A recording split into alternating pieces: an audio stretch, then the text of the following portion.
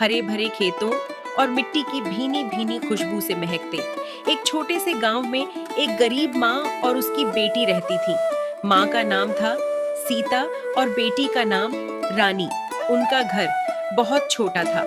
मिट्टी की दीवारें, टपकती हुई छत और टूटे हुए दरवाजे।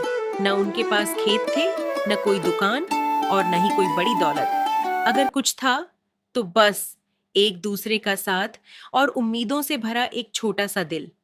हर सुबह सूरज की पहली किरण निकलने से भी पहले सीता उठ जाती।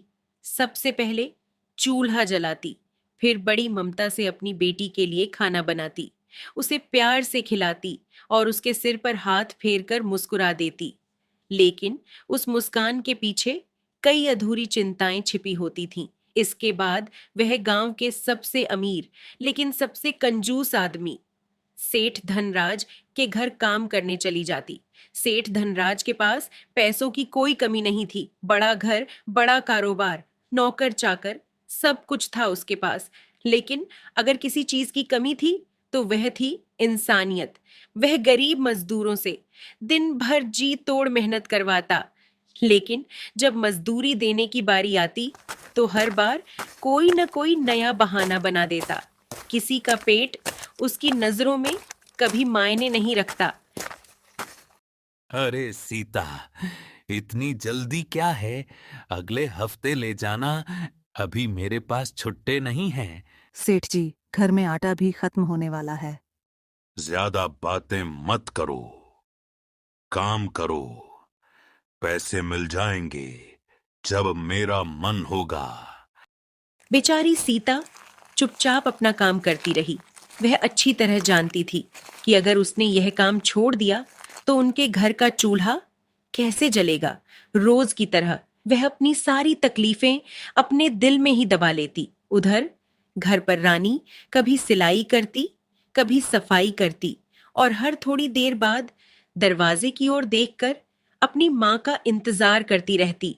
उसे उम्मीद रहती कि शायद आज माँ के चेहरे पर थोड़ी सी खुशी होगी। लेकिन हर शाम उनके घर लौटती थीं, सिर्फ थकी हुई सांसें और अधूरी उम्मीदें। एक शाम माँ, क्या आज पैसे मिले? नहीं बेटी, सेठ ने फिर अगले हफ्ते का वादा किया है। माँ, कब तक ऐसे चलेगा? सीता के पास कोई जवाब नहीं था। उसने बस अपनी बेटी की ओर देखा, हल्की सी मुस्कान दी और अपनी आंखों में छिपे दर्द को फिर से अपने दिल में दबा लिया। समय धीरे धीरे बीतता रहा। फिर एक दिन शाम के समय उनके छोटे से घर के दरवाजे पर किसी ने दस्तक दी। सीता ने दरवाजा खोला। उनका एक दूर का रिश्तेदार खड़ा था। उसका नाम था मोहन। मोहन शहर में रहता था। कई सालों बाद वह पहली बार उनसे मिलने गांव आया था। बहन, आज रात यहीं रुक जाऊं? अरे क्यों नहीं, घर छोटा है लेकिन दिल बड़ा है। मैं अभी खाना परोसती हूँ। घर में साधारण खाना था, सूखी रोटी और आलू की सब्जी। मोहन सब समझ गया। खाना खाते खाते उसने पूछा, बहन, गांव में कोई चाट या पानी पूरी बेचता है? नहीं भाई, यहाँ तो किसी ने पानी पूरी का नाम भी नहीं सुना। मोहन मुस्कुराया। यही तो मौका है। शहर में पानी पूरी की दुकान पर हमेशा भीड़ लगी रहता है। तुम दोनों मेहनती हो, क्यों ना गांव में पहली बार पानी पूरी बेचो? रानी की आंखें चमक उठीं। लेकिन हमें बनानी नहीं आती। मैं कल सुबह तुम्हें सब सिखा दूंगा। मोहन ने दोनों को गोलगप्पे बनाना, आलू का मसाला तैयार करना और खट्टा मीठा पानी बनाना सिखाया। पूरा दिन मेहनत हुई। शाम को गांव के चौपाल के पास एक छोटी सी मेज लगाई गई। तख्ती पर लिखा था, गांव की पहली पानी पूरी। ये क्या है? इसे पानी पूरी कहते हैं। एक बार खाओगे, बार बार आओगे।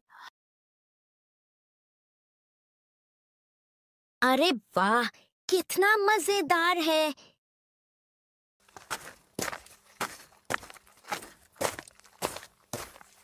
कुछ ही मिनटों में वहां भीड़ लग गई। मेरे लिए 10 बनाओ। हमने जिंदगी में पहली बार ऐसा स्वाद चखा है। कल फिर आएंगे। पहले दिन सारी पानी पूरी बिक गई, दूसरे दिन दोगुनी बनी, तीसरे दिन भी खत्म। हर दिन ग्राहक बढ़ते गए। अब सीता ने सेठ के घर काम करना भी छोड़ दिया। अब मैं आपके यहाँ काम नहीं करूंगी। अच्छा, 2 दिन दुकान क्या चल गई, खुद को अमीर समझने लगी। मेहनत की कमाई सबसे बड़ी होती है। अब पूरे गांव में सिर्फ पानी पूरी की चर्चा थी। सेठ धनराज यह सब देखकर जलने लगा। अगर इनकी दुकान ऐसे ही चलती रही तो लोग मेरी इज्जत करना भी छोड़ देंगे। उसने अपने नौकर को बुलाया। आज रात मौका देखकर इनके पानी पूरी के मसाले में मिलावट कर देना। जैसी आपकी आज्ञा। नौकर चुपके से दुकान के पास पहुंचा और मसाले में गड़बड़ कर दी।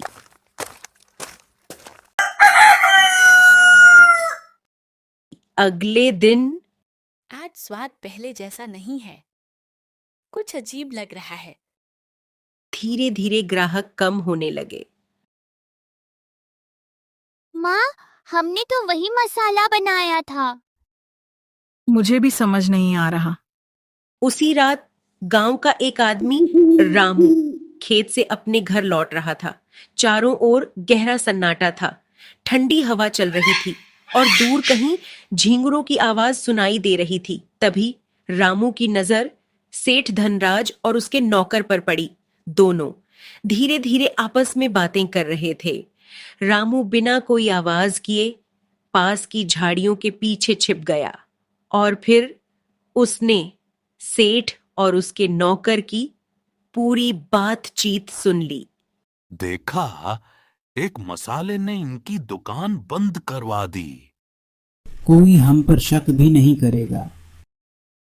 सीता बहन, तुम्हारी कोई गलती नहीं है। क्या हुआ रामू? सेठ ने तुम्हारे मसाले में मिलावट करवाई थी। क्या?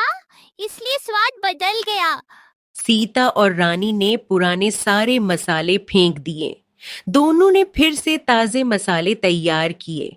हर सामग्री अपने हाथों से पीसी। पूरी रात मेहनत की। सुबह दुकान फिर खुली।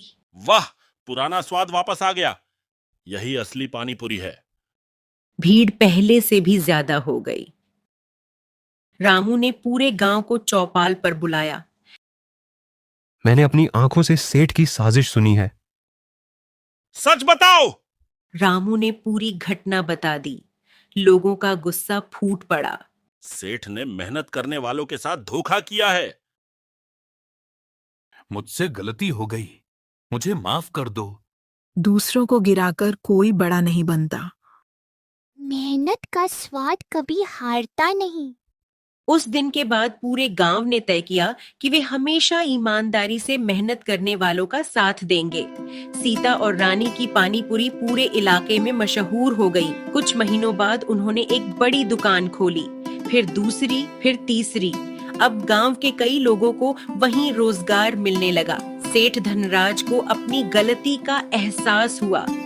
उसने सब मजदूरों की रुकी हुई मजदूरी लौटा दी और ईमानदारी से काम करने का वादा किया। गांव में फिर खुशियां लौट आईं।